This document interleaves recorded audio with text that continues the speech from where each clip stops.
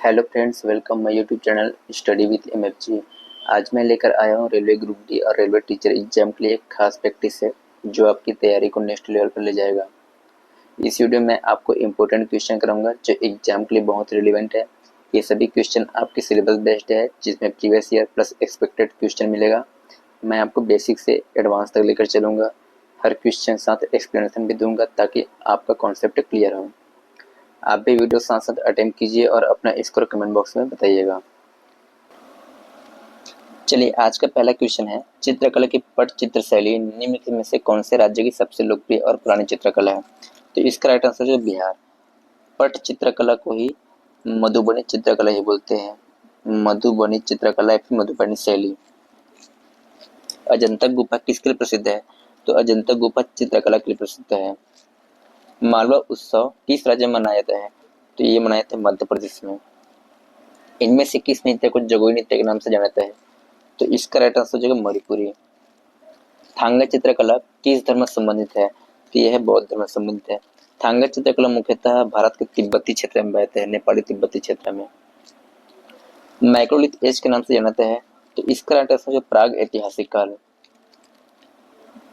देखिए, प्राग ऐतिहासिक काल को पाषाण काल भी बोला जाता है। प्राग ऐतिहासिक काल के लिए कोई भी लिखित साक्ष्य उपलब्ध नहीं है। अगर हमको इसमें इतिहास के बारे में जानकारी चाहिए तो हमको कैसे मिलेगा? जो भी पुरातात्विक जो खोज है ना, उसके माध्यम से हमको इतिहास पाषाण काल के बारे में जानकारी मिलता है या फिर प्राग ऐतिहासिक काल के बारे में जानकारी मिलता है। इसी को ही माइक्रोलिथ एज के नाम से भी जाना जाता है। आदि ऐतिहासिक काल, इसको सिंधु घाटी सभ्यता बोला जाता है। ताम्र कांस्य युगीन सभ्यता भी बोला जाता है। इसी को कैलकुलिथ एज भी बोला जाता है। ऐतिहासिक काल, तो ऐतिहासिक काल वैदिक सभ्यता बोला जाता है इसको। ऐतिहासिक काल के बारे में हमको लिखित साक्ष्य मिलता है। लिखित साक्ष्य के माध्यम से हमको जानकारी मिलता है। ऐतिहासिक काल या फिर वैदिक सभ्यता बाद के इतिहास को हम लिखित जो साक्ष्य उसके आधार पर हम लोग जानते हैं ना। तो इसी को लौ युगीन सभ्यता भी बुलाते हैं। तो इन तीनों को आपको याद रखना है, एग्जाम की दृष्टि से काफी इंपॉर्टेंट है ये भी। चलिए, पानीपत का दूसरा युद्ध अकबर और हेमू के बीच कब हुआ? तो इसका राइट आंसर, अच्छा इसमें ऑप्शन नहीं है, इसका राइट आंसर जो है 1556 में। चलिए देखते हैं तीनों युद्ध कब कब हुआ था। ठीक है, प्रथम युद्ध जो है 1526 में हुआ था। बाबर ने लोदी को हराकर मुगल शासन की नींव रखी थी। दूसरा युद्ध 1556 में हुआ था। इसमें अकबर ने हेमू को हराकर मुगल साम्राज्य को और मजबूत किया था। तीसरा युद्ध 1761 में हुआ था अहमद शाह अब्दाली के बीच में, अहमद शाह अब्दाली और मराठा सेना के बीच में। तो इसमें मराठा सेना हार गया था, अहमद शाह अब्दाली जीत गया था, मराठा सेना हार गया था। सुभाष चंद्र बोस ने आजाद हिंद फौज का गठन किस वर्ष किया था? तो इसका राइट आंसर हो जाएगा 1943।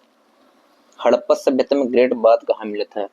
ग्रेट बाथ या फिर महान स्नानागार, ये मिला था मोहनजोदड़ो में। बुद्ध ने अपना पहला उपदेश कहाँ दिया था? तो बुद्ध ने अपना पहला उपदेश सारनाथ में दिया था। मौर्य साम्राज्य की राजधानी कहाँ कहाँ थी? तो ये थी पाटलिपुत्र में।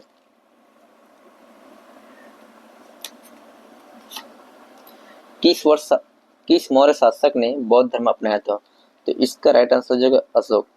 अच्छी इसमें याद रखिए, जो मौर्य शासक जो है मौर्य साम्राज्य है, मौर्य साम्राज्य का संस्थापक शासक था, साम्राज्य का संस्थापक स्थापना किया था चंद्रगुप्त मौर्य ने। चंद्रगुप्त मौर्य ने। तो आपको याद रखना है, चंद्रगुप्त मौर्य मौर्य साम्राज्य की स्थापना किया था। इसका बेटा होता है बिंदुसार और इसका बेटा होता है अशोक। तीनों को आपको क्रम से याद रखना है, चंद्र बिंदु अशोक ऐसे। तो चंद्रगुप्त मौर्य जो है जैन धर्म से संबंधित है, जैन धर्म। और बिंदुसार आजीवक संप्रदाय से संबंधित है, आजीवक संप्रदाय। और अशोक बौद्ध धर्म से। तो इन तीनों को आपको याद रखना है। ऋग्वेद में सबसे अधिक मंत्र किस देवता को समर्पित है? तो इसका राइट आंसर हो जाएगा इंद्र। बेलनाकर मोहरे किस स्थान पर मिला था? तो बेलनाकर मोहरे मिला था कालीबंगा में। देखिए, कालीबंगा को बोलते हैं काले रंग की कांच चूड़ी के प्रतीक के रूप में जाना जाता है।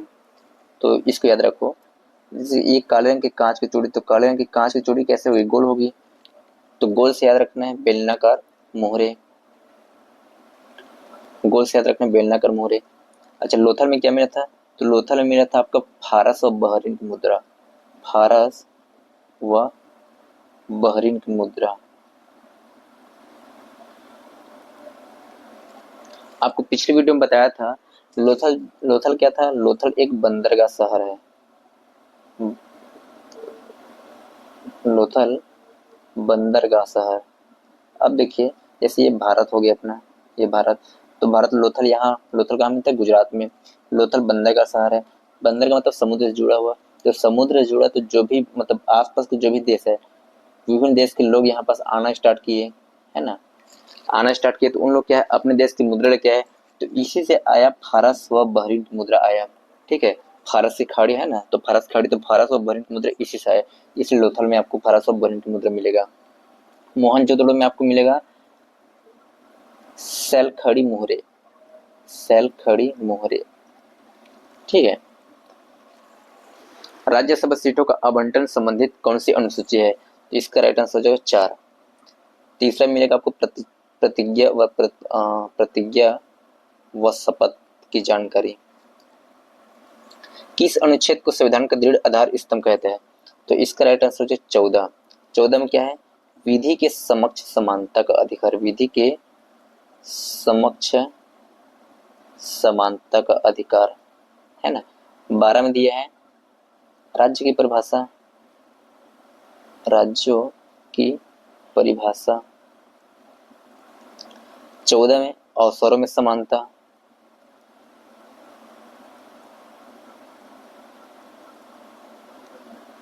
और 21 में प्राण व दैहिक स्वतंत्रता, प्राण व दैहिक स्वतंत्रता। अनुच्छेदों का मैग्ना कार्टा कहता है, तो इसका राइट आंसर जो 21, प्राण एवं दैहिक स्वतंत्रता जो दिया गया है, इसीलिए इसको बोलते हैं अनुच्छेदों का मैग्ना कार्टा। अपना अनुच्छेद 21 है। ठीक है, मेनकावाद जो आया था, मेनकावाद 1978 में आया था, ये किससे संबंधित है, तो अनुच्छेद 21 प्राण व दैहिक स्वतंत्रता से संबंधित है। 19 में क्या है, स्वतंत्रता का अधिकार, स्वतंत्रता का अधिकार, अभिव्यक्ति, वाक एवं अभिव्यक्ति स्वतंत्रता का अधिकार, वाक व अभिव्यक्ति की स्वतंत्रता का अधिकार, तो इसको भी आपको याद रखना है। अच्छा, 32 में क्या है, 32 में संवैधानिक उपचारों का अधिकार, संवैधानिक उपचारों का अधिकार। अनुच्छेद 32 के तहत हाई कोर्ट कितना रिट जारी करता है, तो हाई कोर्ट रिट जारी करता है 6, सुप्रीम कोर्ट 5 रिट जारी करता है। सुप्रीम कोर्ट 5 जारी करता है, हाई कोर्ट एक अधिक मतलब 6 जारी करता है। बाणासुर सागर किस राज्य में स्थित है, तो बाणासुर सागर केरल राज्य में स्थित है। ये भारत का पहला और एशिया का दूसरा बांध है जो मिट्टी से बना हुआ है। विश्व प्रसिद्ध अमरनाथ तीर्थ स्थल स्थित है, ये स्थित है पंजाब में स्थित है। भारत का सबसे उत्तरी श्रेणी कौन सा है, तो इसका राइट आंसर है काराकोरम। देखो, इसको क्रम से याद रखना है आपको। उत्तरी श्रेणी जो है काराकोरम स्थित है, काराकोरम। उसके बाद आपको मिलेगा लद्दाख का श्रेणी, इसके बाद मिलेगा आपको जास्कर का श्रेणी,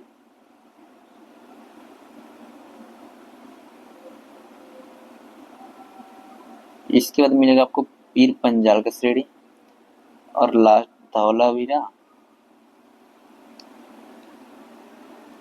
धौलावीरा और शिवालिक। ठीक है, शिवालिक सबसे नीचे में है। अच्छा, इसको एक याद करने में ट्रिक बताता हूँ। कल जाना है हिमालय पार, तो ऐसे याद रख सकते हैं। कल से याद रखना है, क से काराकोरम, ल से लद्दाख, जाना से याद रखना जास्कर, हिमालय पार तो पार से पीर पंजाल। ठीक है, अब बाकी दोनों को याद रख लेना। तो इस तरीके से आप याद रख सकते हो। मराठा केसरी किसका उपनाम है? तो मराठा केसरी बाल गंगाधर तिलक का उपनाम है। केवलादेव घाना राष्ट्रीय उद्यान कहाँ स्थित है? ये स्थित राजस्थान में। भारत का सबसे बड़ा पक्षी विहार बोला जाता है इसको। निम्न में से किसे पर्यावरण इंजीनियर कहा जाता है? इसका right answer GT Agrawal. GT Agrawal को पर्यावरण इंजीनियर कहते हैं। इसमें माइक पांडे को मालदीव के राष्ट्रपति द्वारा 2009 में हीरो ऑफ एनवायरमेंटल घोषित किया गया था। तो माइक पांडे के बारे में याद रखना है। इसको हीरो ऑफ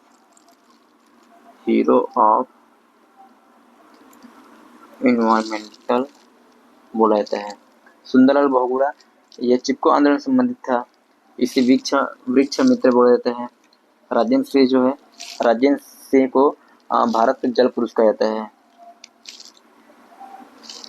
राजेंद्र सिंह जो है नोबेल प्राइज विजेता है, इसलिए इसको वाटर मतलब इसमें जल संरक्षण महत्वपूर्ण योगदान की वजह से इसको नोबेल प्राइज दिया गया था, इसलिए इसको भारत का जल पुरुष भी कहा जाता है। चलिए नेक्स्ट क्वेश्चन है, वैश्विक शांति सूचकांक 2025 में भारत का स्थान कितना है? तो इसका राइट आंसर हो जाएगा 115।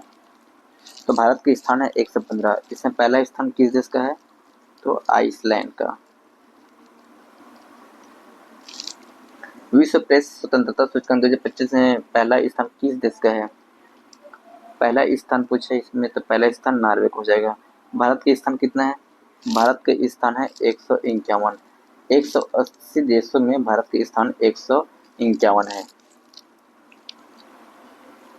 सर्वश्रेष्ठ फिल्म के लिए 97वें ऑस्कर पुरस्कार 2025 किस फिल्म को मिला है? तो इसका राइट आंसर हो जाएगा अनुरा। पद्म पुरस्कार 2025 कुल कितने लोग को मिला है? तो कुल बोला है इसमें, तो कुल 129 लोग को मिला है। 129 नहीं 139। 139 में 7 लोग को मिला है पद्म विभूषण।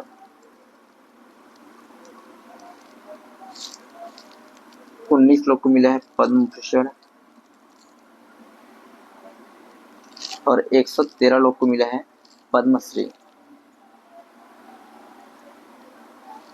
इसमें याद रखना है आपको 13 लोग है इसको मरणोपरांत मिला है।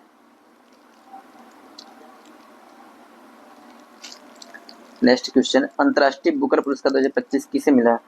तो ये मिला है लेखिका बानू मुश्ताक को।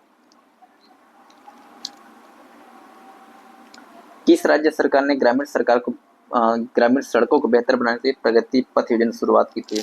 तो चलिए आज का लास्ट क्वेश्चन है, इस क्वेश्चन का आंसर आप कमेंट बॉक्स में बताइए। चलिए आज का वीडियो यहीं समाप्त करते हैं। अगर आपको ये प्रैक्टिस सेट पसंद आया तो वीडियो को लाइक करें, अपने दोस्तों के साथ शेयर करें और चैनल को सब्सक्राइब करके बेल आइकन जरूर दबाएं ताकि अगली वीडियो की नोटिफिकेशन सबसे पहले आपको मिले। साथ ही कमेंट बॉक्स में बताइए कि आपका 30 में से कितना क्वेश्चन सही हुआ और नेक्स्ट टॉपिक किस वीडियो पे चाहिए ये जरूर कमेंट करके बताइएगा।